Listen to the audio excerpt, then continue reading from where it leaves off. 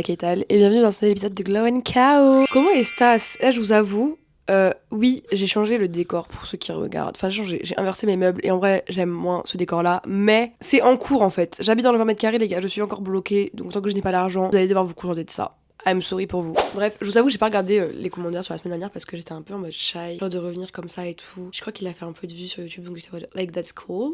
Mais genre, j'ose pas en fait regarder. J'ai peur. Toujours quand je lance un projet, j'ai toujours en mode bon, ça va flop. Du coup, je regarde pas. Vous voyez ce que je veux dire? Bref, en vrai, je vous avoue que là, j'ai pas beaucoup de temps parce que j'ai un rendez-vous dans 25 minutes. Donc, dans 25 minutes, je dois courir. Je voulais parler rapidement d'un sujet sur lequel je ne vais pas m'étendre. Enfin, je vais m'étendre un petit peu quand même parce que c'est un sujet intéressant. Là, je vous avoue, j'ai pas construit de trame parce que bah j'avais la flemme. Enfin, pas j'avais la flemme, mais voilà quoi. I go with the flow en fait. Bref. En gros, je voulais parler de mon travail dans la mode. D'accord, qui m'a éprouvée par la vie en fait, qui m'a rincée et tordue, au point de faire un burn-out et de finir à moitié en dépression. Mais c'est ok, parce qu'aujourd'hui je vais mieux. Mais du coup, je voulais quand même en parler. I'm sorry d'ailleurs pour ma voix, je suis un peu malade, mais bon, on ne peut rien faire contre ça. En gros, pour commencer, comment vous dire, j'ai commencé à bosser, j'avais 18 ans. En vrai, j'ai commencé à travailler, j'étais caissière chez Leroy Merlin. Ils m'ont virée au bout d'une semaine en me disant que ma tête ne leur revenait pas. Je vous jure que premier degré, ils m'ont dit ça, vraiment. Donc bref, ensuite j'ai travaillé en boulangerie. Une semaine, ils m'ont viré en me disant que je n'arrivais pas à m'intégrer à l'équipe. Équipe qui ne faisait rien pour m'intégrer. Vas-y, pas de souci. Je vous avoue qu'à cette période-là de ma vie, j'étais vraiment très très mal parce que genre t'enchaînes genre 2 échecs entre gros guillemets et tu te dis genre comment ça je me fais virer de taf alimentaire ou en vrai genre t'es pas censé te faire virer dans le sens genre c'est quand même des tafs alimentaires je veux dire genre et du coup dans ma tête j'étais vraiment en mode genre bah en vrai c'est vraiment nul ce que je fais genre je suis vraiment gaze en fait peut-être qu'il faut juste que j'arrête de travailler que je ne trouverai jamais ma voie genre et au final ma cousine finit par m'aider à trouver un taf à Monoprix et du coup pendant 6 mois je fais Paris 9-2 donc Sceaux pour ceux qui connaissent et je travaille au Monoprix de Sceaux genre en caisse et tout. Et en vrai, je vous avoue que pendant 6 mois, c'était marrant parce qu'en vrai, c'était que des jeunes. Genre à Monoprix, c'est toujours que des jeunes et tout, tu vois. C'était rigolo, c'était vraiment bien ce colonie vacances. Bon, tu gagnes pas bien ta vie, mais still fun, genre. C'était une période rigolote. J'ai fini par quitter ce taf parce qu'il y a clairement un mec au taf qui a voulu m'agresser. D'accord. Bref, je vais pas revenir dessus, mais genre, un mec qui travaillait là-bas a essayé de m'agresser et tout. Genre, j'étais tarpin trauma, du coup, j'ai.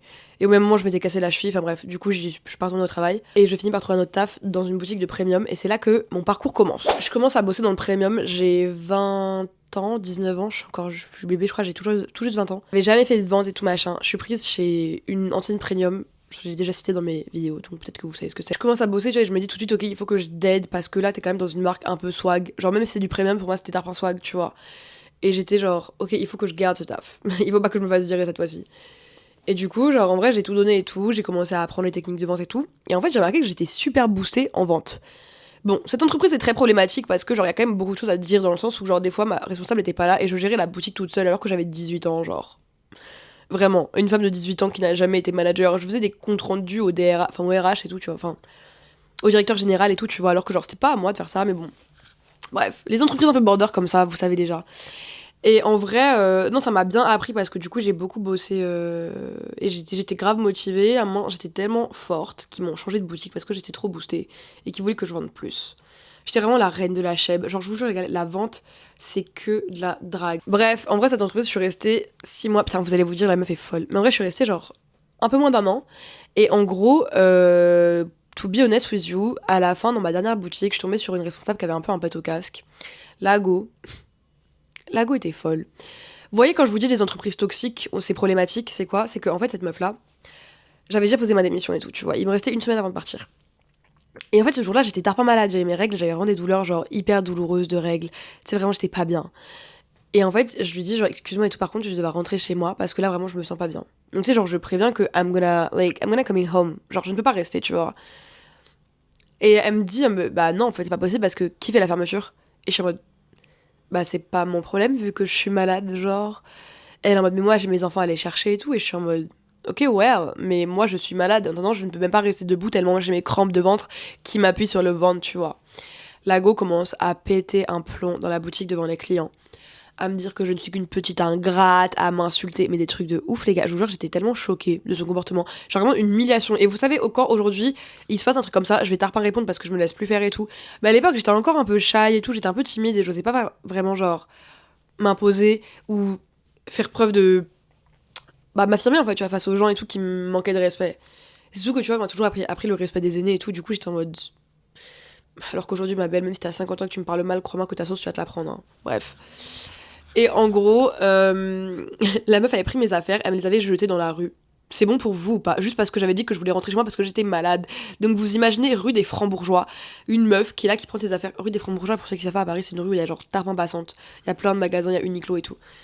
Et en fait, genre, vraiment, elle m'humilie, mais quand je vous dis, les gars, j'étais en pleurs dans la rue, en mode, genre, je me suis sentie tellement shame, genre, je me suis sentie tellement mal et humiliée. Ça m'a grave trauma parce que, tu sais, en mode, moi, je faisais grave beaucoup pour la boutique et tout, déjà, je me donnais de ouf dans mon taf, et quand tu vois que, bah, t'as aucune reconnaissance, et qu'en plus, tu as des difficultés, t'es malade, et on te tège, genre, comme une merde. Vas-y, ok. Pendant 4 jours, je mets un arrêt parce que du coup, j'étais vraiment pas bien et qu'il m'avait foutu le seum. Le dernier jour, je voulais y aller et tout. Enfin, de base, je devais y aller. Enfin, j'y suis allée. Et en fait, pas genre. Elles me disent, ok, au final, t'es pas à la boutique de Franc-Bourgeois, t'es à la boutique des Halles. Et dès que j'arrive au Halles, elles me disent, ah non, en fait, t'es à la boutique de Sévigné. Enfin, tu sais, en fait, elles voulaient me rendre folle, genre. Exprès pour me pousser à bout. J'en avais tellement rien à faire. Je vous jure, les derniers jours, quand j'y étais, en fait, je voulais juste nuire à l'entreprise. Genre, moi, vous me faites des dingueries. Pas tous, je vous fais des dingueries. Du coup, genre, dernier jour. Les clientes essayaient des trucs, j'étais en mode non, allez chez Sandro, vous pouvez trouver mieux, madame. J'étais vraiment juste là pour anéantir le business. La pire vendeuse que tu puisses voir. Alors que pourtant, tu sais que je suis très très forte dans ce que je fais. Hein. Mais bref, en fait, vraiment, quand on te pousse à bout, quand une entreprise vraiment te fait du mal, t'as même plus envie, t'as juste envie de leur nuire, tu vois. Avec tout le respect que j'ai pour les entreprises. Lol. Et bref, au final, je me suis barrée, du coup, j'ai commencé un nouveau taf, genre une semaine plus tard, dans un grand magasin parisien. Non, ce n'est pas les Galeries Lafayette. Non, ce n'est pas le Printemps. Non, ce n'est pas le Bon Marché. Il n'en reste qu'un. Où il n'y a jamais personne. Je vous laisse deviner lequel c'est. Et en vrai, là-bas, au début, ça se passait bien. Pareil, c'est du premium et tout, tu vois, premium streetwear, donc c'était cool, on était que des jeunes, c'était vraiment pareil, la colonie de vacances, c'était rigolo. Jusqu'au moment où j'ai un gros manager extrêmement misogyne qui apparaît. Ce mec-là était totalement fou, genre vraiment le fou du bus. Dites-vous qu'il harcelait que les femmes. Genre vraiment dans mon bâtiment, parce que du coup c'est un grand magasin qui est séparé en 2 bâtiments, et lui il gérait l'un des bâtiments. Et le mec vraiment était genre misogyne. Et en mode vraiment, il n'harcelait que des femmes. Les hommes, il y avait aucun problème et tout, ils pouvaient faire des dingueries, arriver 40 minutes de retard, ils disaient rien et tout. Nous, t'avais 5 minutes de retard, tu te faisais défoncer. Typiquement, un jour, j'avais changé un t-shirt d'important, tu vois, parce qu'il était pas à la bonne place. Et il vient me voir, il me dit, non, le t-shirt il est pas là. Et je dis, si, le t-shirt il est là. Et il me dit, genre le mec il commence à m'embrouiller, les gars, mais genre pareil, à m'humilier devant des clients, à me dire que je suis totalement incapable et que je suis totalement stupide et tout, parce que genre le t-shirt est pas là. Et je lui montre la photo du merch avec le t-shirt qui est là. Et il me regarde et il part. Et j'étais en mode. Et j'étais vraiment en mode genre, alors que t'aurais juste pu te taire, quoi, tu vois. Et je sais plus vraiment, mais ce mec, en gros, j'ai un peu oublié parce que je vous avoue que j'ai vraiment une mémoire de poisson rouge. Mais ce mec-là, je sais que des fois je me retrouvais en pleurs dans la réserve parce qu'il me poussait à bout. Mais typiquement, genre, vraiment, je pleurais tout le temps. Genre, il me rendait fou. Jusqu'au jour où j'ai fait une vente à 75 000 euros. Et là, il a bien fermé sa gueule. Genre, bon, ça bref, je vous ferai un TikTok dessus parce que c'est vraiment lunaire. Mais on s'en fout un peu. Mais en gros, bref, j'ai un client qui est arrivé sur le floor. Il a commencé à prendre plein de trucs avec sa meuf et tout, tu vois, en mode de base, j'étais en mode putain et tout, genre le mec va vraiment déranger mon floor pour rien. Le poteau a clairement pris 75 000 euros, j'ai fait une vente qui a duré genre 5 heures, il venait de New York, c'était genre un PDG, tout ça. Et en fait, la meuf, elle a payé avec sa carte Amex Platinum bien lourde, elle fait 4 kilos. En fait, son père était genre le plus gros transformateur de viande des États-Unis. Ce qui peut paraître pas du tout sexy comme ça, mais c'est beaucoup plus sexy quand tu sais qu'ils ont 15 milliards de fortune. 75 000 euros pour eux, c'est comme quand nous on va dépenser 100 euros chez Zara, tu vois. Ça n'équivaut à. Ok, c'est beaucoup, mais style, genre, c'est ok. Du coup, c'était quand même assez lunaire, et en vrai, je vous avoue, une fois que j'ai fait cette vente-là qui a choqué en fait, tout le grand magasin, tout le monde en parlait, c'est toi la femme qui a vendu 75 000 euros. J'étais en mode, oui, c'est moi. C'est moi. Ça m'a un peu laissé tranquille pendant quelques temps, mais je commençais à en avoir marre parce que, en vrai, je vous avoue, moi, les tafs, même quand c'est bien, genre le fait d'être salarié, j'ai vraiment du mal avec ce concept-là. Le fait de devoir genre obéir aux ordres et acquiescer, dire oui à tout, genre. Pour moi, c'est un truc que j'ai vraiment trop du mal. J'ai besoin, enfin j'arrive pas. Je suis pas faite pour ça. Anyways, déjà dites-vous à ce moment-là, ça faisait déjà genre peut-être un an que j'étais dans la vente et je commençais un peu à serrer parce que quand t'es dans la vente, en vrai, tu tapes toujours les humeurs des clients. On te manque de respect parce qu'on pense que t'es un vendeur, tu vois, genre. Et les gens sont vraiment méchants et sont vraiment aigris. Et en vrai, tu te rends compte que l'humain est mauvais, genre. L'humain n'a rien de bon, tu vois. Genre, vraiment, enfin, je vous jure que travailler dans la vente, ça te rend un peu comme un connard des fois. I'm sorry for that. Mais genre, en vrai, c'est réel. Même ceux qui bossent dans la restauration, des fois, quand je vois des gens qui bossent en resto et qui sont méchants, j'ai envie de vous dire, je peux te comprendre. Je t'en veux plus. Même ceux qui bossent chez Zara, qui parlent mal. Bon, maintenant, des fois, ça me saoule un peu parce que moi, quand j'arrive et que je suis pisse et que je vois que t'es pas pisse en face de moi, ça me fait chier. Mais je connais ce taf-là, je sais que tu dois deal avec les humeurs de tes managers qui te mettent la pression pour faire plus de chiffres, et ça, tu sais que c'est horrible. Plus les clients qui sont insupportables, plus tes collègues, des fois, qui vont nous voler des ventes ou qui vont être méchants, qui font pas leur taf. Enfin, tu vois, c'est chiant, genre. Donc en vrai, j'ai envie de te dire, genre, c'est ok. C'est pas comme un taf de bureau. Je vous jure, vous pouvez dire ce que vous voulez, mais si vous avez jamais travaillé dans la vente ou en restauration, et encore la restauration, je pense que c'est pire que la vente. Mais je vous jure, dites merci et amen d'avoir un bureau en fait. C'est tout. C'est tout. Bref, après ce grand magasin-là, je suis partie travailler pour le coup vraiment dans du luxe et plus dans du premium. Et là, alors, je suis allée dans une maison qui commence par un C en 5 lettres. Non, c'est pas... Bref, vous finirez par trouver, c'est une maison un peu low-key, genre un peu low-key stylée, ils font aussi des parfums. Ce que vous allez trouver. Cette maison-là, franchement, de base, j'étais assez contente d'y aller, tout, même si ça me ressemblait pas forcément parce que c'était très bohème et c'était pas forcément mon style. Mais j'étais contente, tu vois. Il faut sachez qu'on m'a mis au printemps. Le printemps. Le grand magasin, il y a vraiment personne, genre. Un peu plus que là où j'étais avant, mais il y a vraiment personne, tu vois. Du coup, tu te fais chier, tu passes tes journées à brasser de l'air. Mais le directeur, quand je vous dis que le directeur était fou, déjà, excusez-moi, mais moi je trouve ça totalement indécent. Mais le mec avait genre un poignet avec genre 4-5 bracelets sertis Cartier, de VVS et tout. Et en vrai, je suis désolée, mais ok, oui, on travaille dans le luxe et tout, peut-être que t'as de l'argent. Mais je trouve ça hyper indécent d'avoir autant de bijoux de valeur. Genre quand t'es avec des vendeurs qui gagnent genre 1008, tu vois, 2000. En mode, je sais pas comment vous expliquer, mais moi genre je trouve que ça me met mal à l'aise, tu vois. Bref, après c'est très bien pour lui et tout, et tant mieux qu'il ait bien gagné sa vie, tu vois, mais je sais pas, moi j'ai pas trop, enfin j'étais un peu en mode, ok. Et ce mec était grave un prouveur aussi, il faut le dire, mais bon. Bref, et en gros ce mec-là était totalement un putain de psychorigide, il était fou. D'ailleurs sache que si tu écoutes ça, tu m'as traumatisé, hein. Ma mère est maniaque, mais toi t'es encore pire, toi tu es genre le diable. Le mec, vraiment, on devait laisser la boutique comme un showroom Ikea. Vous voyez, des boutiques de luxe, en vrai, il y a du monde, ça vit, donc forcément, ça peut pas être parfait tout le temps, H24. Même si, il y en a qui sont quand même très carrés, mais Asie. Le mec, je vous jure, vous voyez quand vous faites des colonnes avec des portefeuilles, là, pour les mettre sur des présentoirs, si le portefeuille était espacé de 1 millimètre, tu te prenais une sauce. Mais genre, vraiment, quand je dis tu te prenais une sauce, et tu sais, genre, moi, j'ai pas forcément l'œil, du coup, genre, c'était pas volontaire, mais genre, je le faisais pas forcément très très bien et tout, mais c'était pas carré. Le mec pétait des plombs, genre. Dès qu'il y avait une trace de doigt sur les vitres, il pétait des plombs. C'était vraiment un raciste. Genre, j'ai une collègue qui était maghrébine, elle avait les cheveux curly. Il lui demandait de se lisser les cheveux tous les jours parce que ça faisait pas propre selon lui. En 2023 Comment ça, dans quel monde on est en fait? Genre, what the fuck? Et je vous jure, c'est des trucs que je supporte pas. Et même, il faisait toujours des trucs un peu bizarres. Vous savez, moi, une fois, il m'a fait quoi? La manager, elle vient me voir. Du coup, elle était aussi folle, mais je la calculais pas trop, tu vois. Mais elle était tarée quand même. Elle vient me voir, elle me dit, tu sais, Lily, c'est marrant avec toi parce que dès que tu t'ennuies et que t'as rien à faire avec tes mains, tu mets tes mains comme un petit chien, comme ça.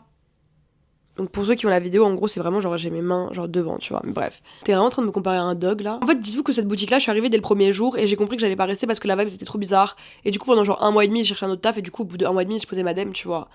Et tu sais, en plus, ça me fait parce qu'au bout d'un mois, ils sont en mode oui, on va te renouveler ta période d'essai. Et j'étais en mode ok. I don't care, genre, actually, I don't give a fuck. Genre, j'étais déjà en train de passer des entretiens à côté, tu vois. Et moi, vraiment, si tu me respectes pas, je vais pas te respecter pour autant, tu vois. Genre, je trouve que le respect, c'est un truc qui est mutuel. Bref, anyways. Après ça, j'ai trouvé du coup un autre taf dans une autre boutique, dans les Galeries Lafayette. Et je vais pas vous mentir, mais j'ai kiffé, hein. Je parle souvent mal sur les réseaux parce que la RH m'a un peu poussée à bout. Coucou ma bichette si tu passes par là. Mais en vrai, franchement, c'était une bonne expérience parce que j'ai eu de la chance, mais dans le luxe, en vrai, vous tombez généralement sur des managers un peu toxiques, tarés, ou sur vraiment en mode genre des règles un peu crazy. Genre, il y a des maisons vraiment dans lesquelles je sais que j'irai jamais parce que c'était vraiment des fous du bus. Et en vrai, cette maison-là, j'ai eu beaucoup de chance parce que déjà, ils acceptaient les tatouages. Genre, waouh. Bon, j'ai dû enlever mes piercings, mes nostrils, j'ai un peu le seum, mais j'avais le droit au tatouage.